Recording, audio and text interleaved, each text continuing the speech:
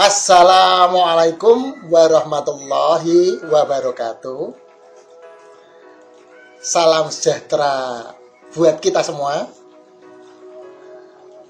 Yang saya hormati Ibunda Dr. Sri Utaminingsih MPD selaku dosen pengampu dan rekan-rekan satu alma mater, satu kelas 2E yang sangat saya cintai. Perkenankan, kami dari kelompok 4 akan menyajikan presentasi yang akan kami sajikan dengan rekan-rekan kami berlima. Jadi yang nanti akan disajikan oleh teman-teman kami yaitu yang pertama Mbak Dewi Rizkiatus Saumi Febriani, kemudian Mas Ahmad Nur Fauzi, kemudian Mas Nur Priyanto, saya sendiri Hartono, kemudian kelompok kami yang paling bontot yaitu Dinda Sri Wigati Puji Susanti. Terima kasih.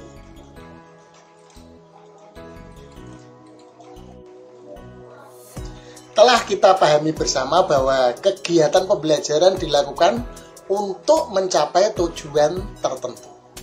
Jadi kita belajar pasti punya tujuan. Tujuannya apa? Yaitu hasil belajar berupa perubahan tingkah laku. Tidak adanya tujuan pembelajaran yang jelas akan terjadi pembelajaran yang tidak efektif karena tanpa arah.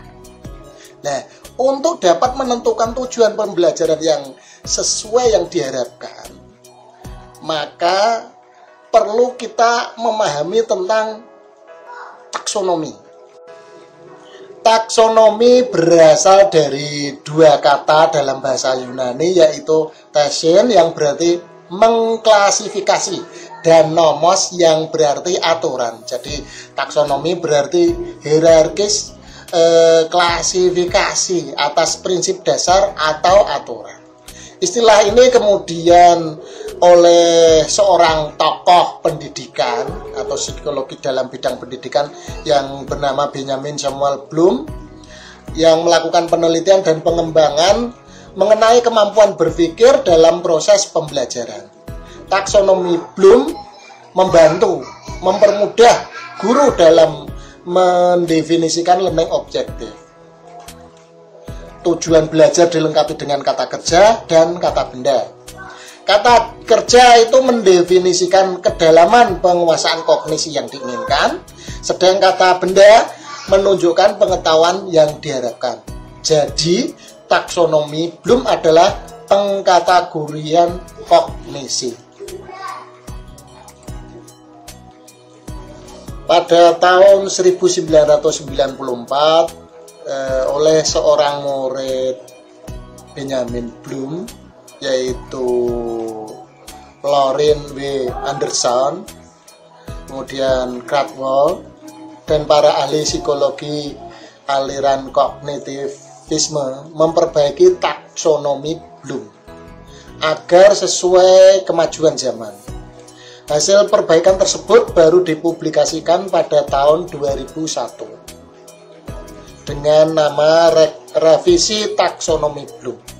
Revisi ini hanya dilakukan pada ranah kognitif dan ranah. Revisi ini meliputi yang pertama, perubahan kata kunci, yaitu yang awalnya itu kata benda itu menjadi kata kerja pada setiap level taksonomi. Kemudian yang kedua yaitu perubahan hampir terjadi pada semua level hierarkis. Namun urutan-urutan level itu masih sama, hanya pada urutan yang dari terendah hingga tertinggi. Jadi perubahan yang mendasar itu hanya pada level 5 dan 6, hanya tukar posisi saja. Jadi level-levelnya yaitu yang pertama level knowledge, pengetahuan, diubah jadi remembering, mengingat. Kemudian level 2 comprehension, dipertegas menjadi understanding atau memahami. Level 3 application, dirubah menjadi applying, menerapkan. Pada level 4 analysis, menjadi analyzing atau menganalisis. Pada level 5 yaitu synthesis, dinaikkan levelnya menjadi level 6, tapi perubahan mendasar yaitu creating, mencipta. Pada level 6 yaitu evaluation, turun posisinya menjadi level 5. Jadi atau sebutannya evaluasi atau menilai. Jadi perubahannya itu hanya pada level 5 dan 6, ada pertukaran posisi. Gitu. Pada kategori ranah kognitif atau pengetahuan itu ada beberapa kategori, yaitu kategori mengingat, memahami, kemudian menerapkan, menganalisis, kemudian mengevaluasi atau menilai, dan yang keenam mencipta. Pada kategori mengingat, yaitu penjelasannya itu tentang kemampuan menyebutkan kembali informasi atau pengetahuan yang tersimpan dalam ingatan. Contoh menyebutkan arti taksonomi. Jadi kata kerja kuncinya antara lain sebagai contoh itu mendefinisikan, menyusun daftar, menjelaskan, mengingat, mengenali, menemukan kembali, menyatakan, mengulang, mengurutkan, menamai, menempatkan, dan menyebutkan. Jadi untuk lebih jelasnya nanti bisa jenengan Anda lihat pada yang biasa kita kenal dengan daftar kata kerja operasional. Jadi KKO itu bukan angkatan laut itu, tapi kata kerja operasional untuk memudahkan kita dalam membuat atau merumuskan tujuan-tujuan. Sekarang kita lanjutkan ke pembahasan berikutnya, yaitu taksonomi domain afektif dari Cranwell. Ranah afektif merupakan kemampuan yang mengutamakan perasaan, emosi, dan reaksi-reaksi yang berbeda dengan penalaran. Kawasan afektif yaitu kawasan yang berkaitan aspek-aspek emosional seperti perasaan, minat, sikap, kepatuhan terhadap moral, dan sebagainya. Ranah afektif terdiri dari 5 ranah yang berhubungan dengan respon emosional terhadap tugas. Pembagian ranah afektif ini disusun oleh Bloom bersama dengan David Cranwell antara lain, yaitu yang pertama ada penerimaan atau receiving, yang kedua partisipasi atau responding, yang ketiga adalah penilaian atau penentuan sikap atau following, organisasi atau organization itu yang keempat, yang kelima adalah pembentukan pola hidup atau characterization by a value. Kita masuk yang pertama, yaitu penerimaan atau receiving. Seseorang peka terhadap suatu perangsang dan kesediaan untuk memperhatikan rangsangan itu, seperti contohnya penjelasan yang diberikan oleh guru. Kesediaan untuk menyadari adanya suatu fenomena di lingkungannya yang dalam pengajaran bentuknya berupa mendapatkan perhatian, mempertahankannya, dan mengarahkannya. Misalnya juga kemampuan mengakui adanya perbedaan. Yang kedua adalah partisipasi atau responding, tingkatan yang mencakup kerelaan dan kesediaan untuk memperhatikan secara aktif dan berpartisipasi dalam suatu kegiatan.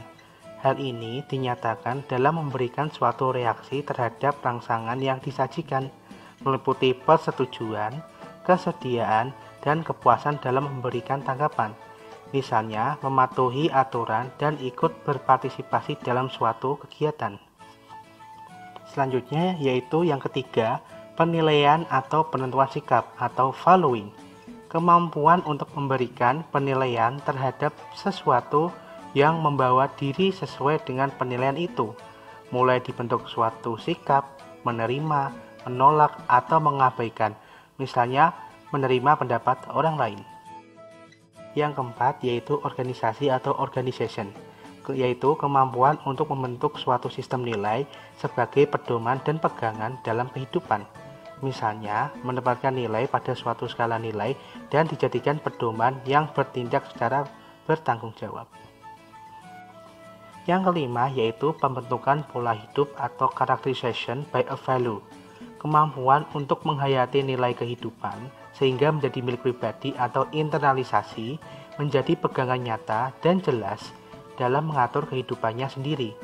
Memiliki sistem nilai yang mengendalikan tingkah lakunya sehingga menjadi karakteristik gaya hidupnya. Kemampuan ini dinyatakan dalam pengaturan hidup di berbagai bidang, seperti mencurahkan waktu secukupnya pada tugas belajar atau bekerja. Misalnya juga kemampuan mempertimbangkan dan menunjukkan tindakan yang berdisiplin. Berikut adalah gambar ranah afektif yang hierarkis. Berdasarkan gambar tersebut dapat diketahui bahwa peserta didik yang belajar memperbaiki kemampuan-kemampuan internalnya yang afektif. Peserta didik mempelajari kepekaan tentang sesuatu hal sampai pada penghayatan nilai sehingga menjadi suatu pegangan hidup. Kelima jenis tingkatan tersebut bersifat hierarkis. Perilaku penerimaan merupakan yang paling rendah dan kemampuan pembentukan pola hidup merupakan perilaku yang paling tinggi. Assalamualaikum warahmatullahi wabarakatuh. Di sini saya akan melanjutkan presentasi dari Mas Fauzi. Nah, kali ini kita akan membahas taksonomi domain psikomotorik dari Diers, Simpson, dan Dev. Ranah psikomotorik adalah ranah yang menitik beratkan kepada kemampuan fisik dan kerja otot. Menurut Bloom 1979, dalam pengembangannya pun mata pelajaran yang berkaitan dengan psikomotor adalah mata pelajaran yang lebih berorientasi pada gerakan dan menekankan pada reaksi-reaksi fisik keterampilan tangan. Keterampilan dibagi menjadi dua, yaitu keterampilan abstrak dan keterampilan konkret. Keterampilan abstrak dapat diartikan sebagai keterampilan yang tidak nyata dan tidak dapat dilihat, tidak dapat diraba, tidak dapat didengar. Selain itu, keterampilan abstrak juga tidak memerlukan penggunaan peralatan untuk melakukan keterampilan. Sedangkan keterampilan konkret dapat diartikan sebagai keterampilan yang nyata, dapat dilihat, dapat diraba, dan dapat didengar. Selain itu, keterampilan konkret juga seringkali memerlukan penggunaan peralatan untuk melakukan keterampilan. Selanjutnya, ini yang pertama, keterampilan abstrak dari Diers. Keterampilan abstrak menurut Diers memiliki gradasi yang ditata sebagai berikut. Yang pertama, mengamati atau observing. Yang kedua, menanya atau questioning. Yang ketiga, meraba atau experimenting. Yang keempat, menalar atau associating. Yang kelima, menyaji atau communicating. Dan yang keenam, mencipta atau creating. Nah, di sini Bapak Ibu bisa lihat sudah ada tabel gradasi dan deskripsi keterampilan abstrak. Antara lain, kemampuan belajar yang pertama yaitu mengamati. Deskripsinya, perhatian pada waktu mengamati suatu objek atau membaca suatu tulisan atau mendengar suatu penjelasan. Catatan yang dibuat tentang yang diamati, kesabaran, waktu atau konteks yang digunakan untuk mengamati. Selanjutnya, menanya. Jenis, kualitas, dan jumlah pertanyaan yang diajukan peserta didik. Pertanyaan yang faktual, konseptual, operasional, dan hipotetik. Selanjutnya, mengumpulkan informasi atau mencoba mengolah. Jumlah dan kualitas sumber yang dikaji atau digunakan, kelengkapan informasi, validitas informasi yang dikumpulkan, dan instrumen atau alat yang digunakan untuk mengumpulkan data. Selanjutnya ada menalar, mengasosiasi, atau mengolah informasi. Mengembangkan interpretasi, argumentasi, dan kesimpulan mengenai keterkaitan informasi dari dua fakta atau konsep. Interpretasi, argumentasi, dan kesimpulan mengenai keterkaitan lebih dari dua fakta atau konsep atau teori. Mensintesis dan argumentasi serta kesimpulan keterkaitan antar berbagai jenis fakta-fakta atau konsep atau teori atau pendapat. Mengembangkan interpretasi, struktur baru, argumentasi, dan kesimpulan yang menunjukkan hubungan fakta atau konsep atau teori dari dua sumber atau lebih yang tidak bertentangan. Mengembangkan interpretasi, struktur baru, argumentasi, dan kesimpulan dari konsep atau teori atau pendapat yang berbeda dari berbagai jenis sumber. Selanjutnya ada mengkomunikasi atau menyaji. Menyajikan hasil kajian dari mengamati sampai menalar dalam bentuk tulisan, grafis, media elektronik, dan multimedia, dan lain-lain. Selanjutnya ada mencipta atau creating. Menghasilkan ide-ide, rancangan, dan atau keputusan-keputusan baru. Ini yang kedua, kita akan membahas tentang keterampilan konkret dari Simpson dan Dev. Keterampilan konkret menggunakan gradasi olahan Simpson dan Dev dengan tingkatan persepsi, kesiapan, meniru, membiasakan gerakan mahir menjadi gerakan alami dan menjadi gerakan orisinal. Gradasi Simpson dan Dev yang ditata seperti tampak pada tabel di bawah ini. Nah, Bapak Ibu bisa melihat di sini ada tabel. Ada nomor, tingkat taksonomi Simpson, uraian, tingkat taksonomi Dev, uraian, tingkat kompetensi minimal atau kelas. Yang pertama, persepsi. Menunjukkan perhatian untuk melakukan suatu gerakan. Yang kedua, kesiapan. Menunjukkan kesiapan mental fisik untuk melakukan suatu gerakan. Yang ketiga, meniru. Menirukan gerakan secara terbimbing. Selanjutnya dari taksonomi Dev, yaitu imitasi. Uraiannya, meniru kegiatan yang telah didemonstrasikan atau dijelaskan meliputi tahap coba-coba hingga mencapai respon yang tepat. Tingkat kompetensi minimal kelas ini dari kedua tingkat taksonomi ini cocok untuk kelas 10.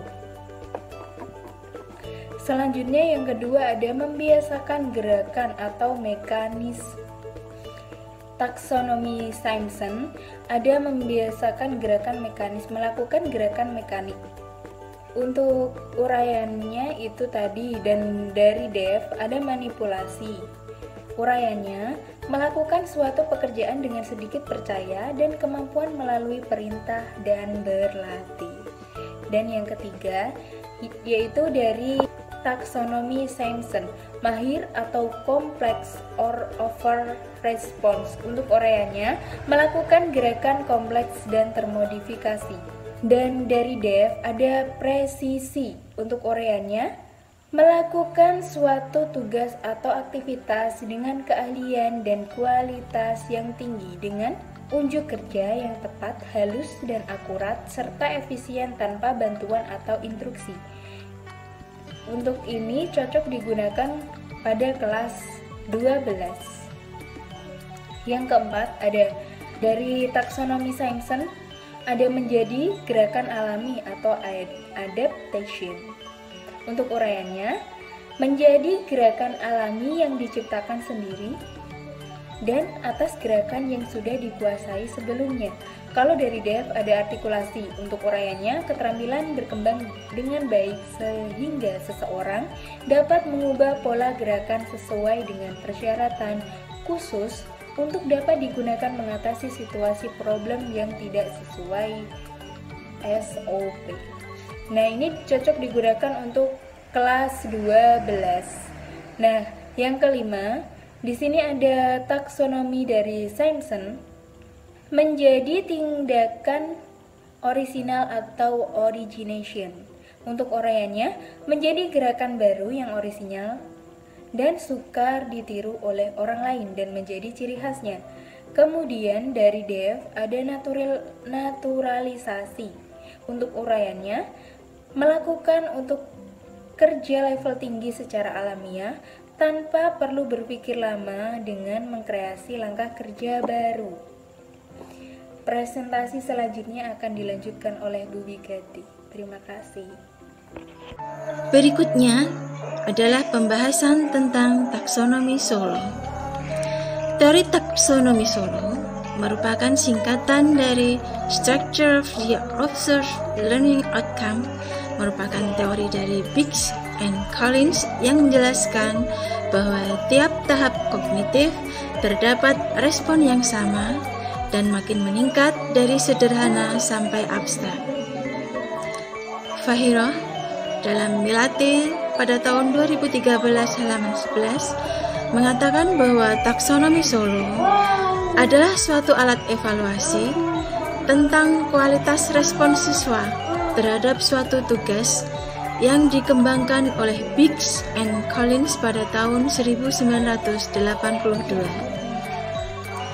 Taksonomi Solo digunakan untuk mengukur kemampuan siswa dalam merespon atau menyelesaikan suatu permasalahan berdasarkan tingkat kompleksitas yang semakin meningkat dari rendah sampai tinggi. Setiap permasalahan terdiri dari pertanyaan yang menggambarkan dari 4 tingkat penalaran berdasarkan taksonomi Solo, yaitu unistruktural, multistruktural, relasional, dan abstrak yang diperluas.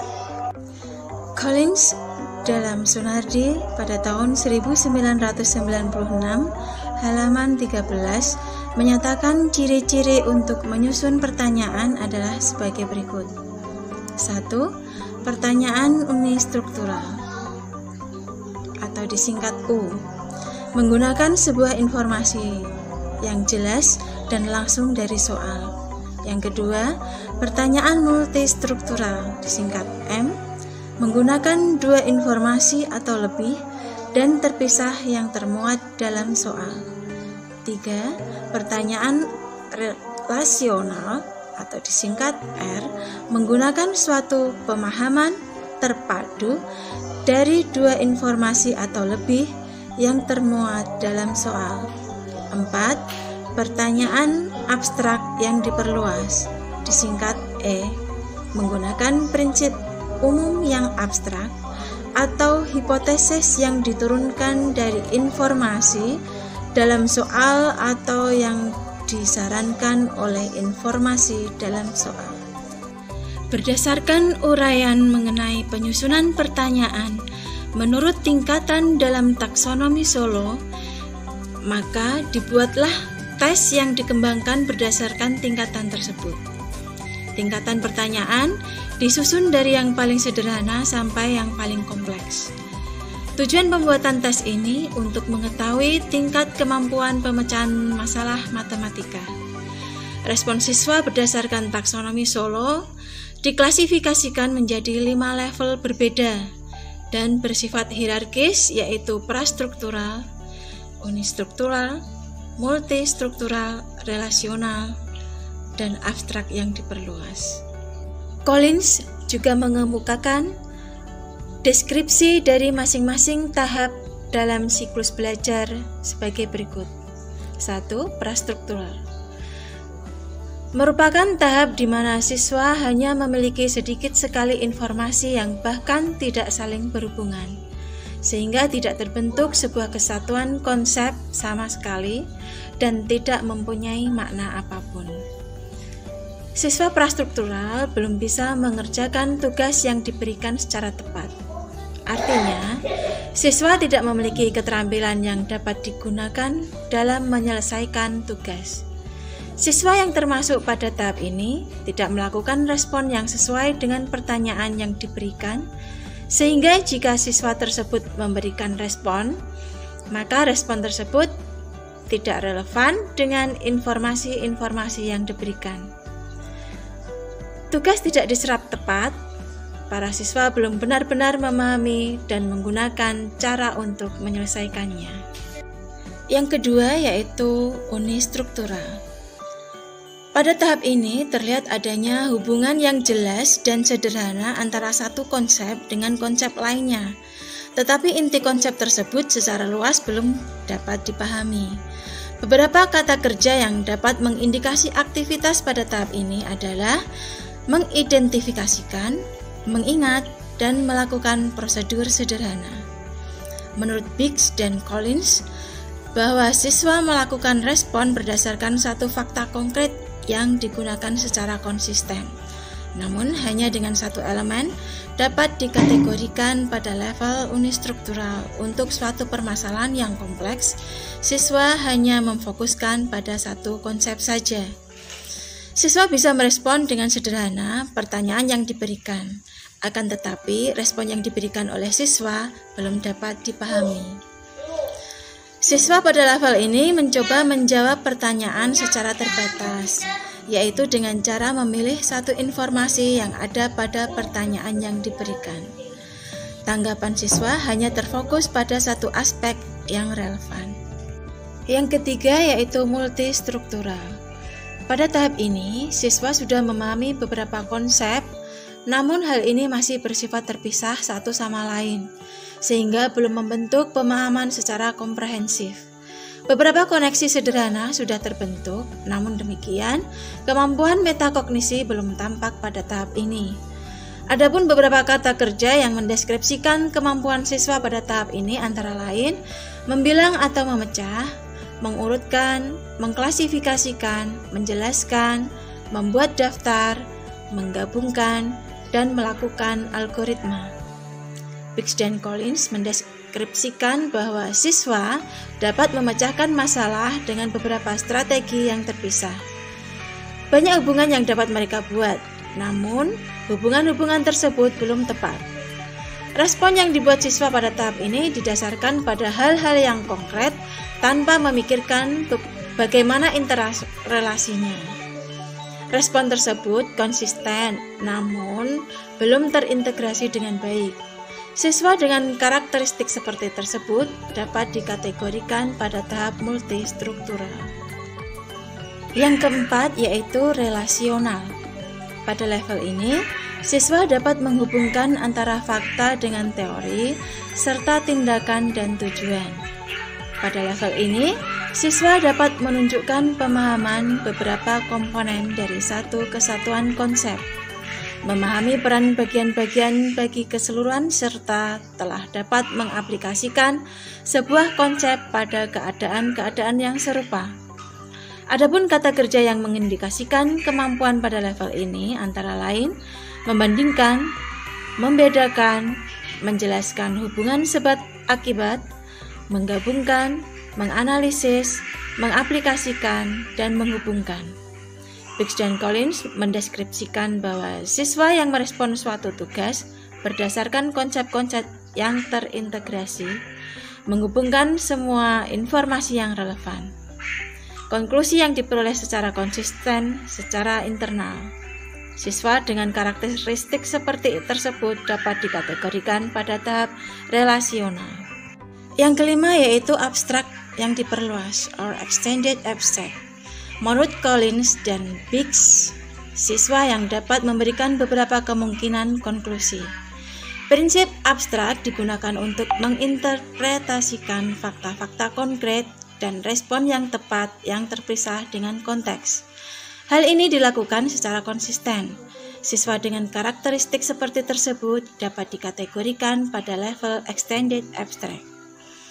Dalam hal problem solving, siswa pada tahap ini dapat memberikan beberapa solusi terhadap suatu masalah, memberikan penjelasan tentang hubungan antar solusi yang mungkin, melakukan justifikasi terhadap solusi-solusi tersebut untuk membangun struktur baru. Dalam hal berpikir kritis, menyajikan pemikiran dengan pandangan yang menyeluruh, imajinatif, atau original untuk menghubungkan antara aspek yang tidak berhubungan secara langsung. Dia mampu mendemonstrasikan berpikir multidimensi dan dapat menghubungkan dengan item-item di luar yang ada sehingga terbentuk gagasan baru. Siswa dengan karakteristik seperti tersebut dapat dikategorikan pada level extended abstract. Sekarang kita sampai pada pembahasan dimensi pengetahuan kurikulum tahun 2013. Seperti kita ketahui bahwa kurikulum tahun 2013 banyak sekali mengalami penyempurnaan. Hal ini bertujuan untuk meningkatkan pengetahuan siswa pada era abad 21, di mana siswa dituntut untuk aktif di dalam pembelajaran, sehingga guru sebagai fasilitator harus bisa membuat siswa aktif dalam pembelajaran. Dimensi pengetahuan kurikulum 2013 meliputi 4 hal. Yang pertama adalah pengetahuan faktual, 2. Pengetahuan konseptual, 3. Pengetahuan prosedural, kemudian yang keempat adalah pengetahuan metakognitif. Sekarang akan kita bahas satu persatu dimensi pengetahuan kurikulum tahun 2013. Yang pertama adalah pengetahuan faktual. Pengetahuan faktual berisi tentang fakta-fakta yang mendetail, spesifik, dan elementer. Pengetahuan faktual bisa berupa kejadian atau peristiwa yang dapat dilihat, didengar, dibaca, dan diraba. Contohnya adalah mengamati buku. Dengan mengamati buku, siswa dapat mendeskripsikan ciri-ciri dari buku tersebut. Pengetahuan faktual juga meliputi elemen-elemen dasar yang digunakan oleh para ahli dalam mengkomunikasikan disiplin akademik dan penyusunan dimensi pengetahuan secara sistematis. Misalnya, penggunaan simbol, lambang, gambar, ataupun label.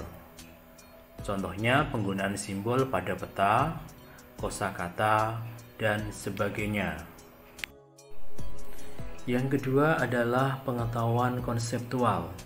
Pengetahuan konseptual merupakan pengetahuan tentang bentuk yang lebih kompleks dan terorganisasi, mencakup klasifikasi dan kategori, prinsip model dan struktur. Contoh, prinsip mengendarai mobil, struktur organisasi sekolah, terjadinya rotasi bumi, dan sebagainya. Pengetahuan konseptual juga merefleksikan bagaimana para ahli berpikir dan menyelesaikan masalah mereka, di mana pengetahuan khusus menjadi penting dari masalah yang telah diselesaikan. Misalnya pengetahuan bagian-bagian kalimat, kata benda, kata kerja, dan kata sifat, pengetahuan tentang periode bulan, pengetahuan evolusi, dan sebagainya. Yang ketiga adalah pengetahuan prosedural. Pengetahuan prosedural merupakan pengetahuan tentang bagaimana melakukan sesuatu, mencakup pengetahuan dalam hal keterampilan dan algoritmik, teknik, dan metode, dan langkah-langkah penyusunan ataupun penyelesaian masalah secara sistematis. Contoh, langkah membuat kincir angin sederhana, mengatasi masalah kekosongan ketua kelas, langkah menulis dengan menggunakan cat air, langkah-langkah menyelesaikan persamaan kuadrat, dan sebagainya. Yang terakhir adalah pengetahuan metakognitif. Pengetahuan metakognitif merupakan pengetahuan kognisi, artinya mengetahui dan memahami.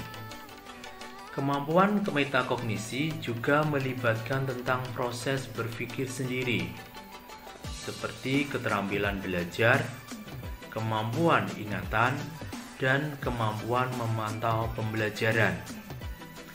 Pengetahuan metakognitif ini menunjukkan kesadaran seseorang tentang bagaimana ia belajar, kemampuan untuk menilai kesukaran sesuatu masalah, kemampuan untuk mengamati tingkat pemahaman dirinya, kemampuan menggunakan berbagai informasi untuk mencapai tujuan, dan kemampuan menilai kemajuan belajar sendiri.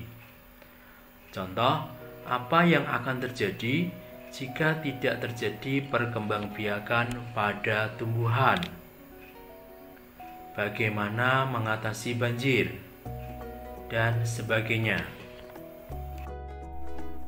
Dimensi pengetahuan dalam kurikulum tahun 2013 terbagi menjadi dua, yaitu dimensi proses kognitif dan dimensi pengetahuan. Dimensi proses kognitif merujuk pada taksonomi Bloom yang direvisi oleh Anderson, mempunyai 6 tingkatan, dari yang terendah yaitu mengingat, kemudian memahami, menerapkan, menganalisis, mengevaluasi, sampai dengan mengkreasi. Sedangkan pada dimensi pengetahuan sudah kita bahas tadi, meliputi faktual, konseptual, prosedural, dan metakognitif.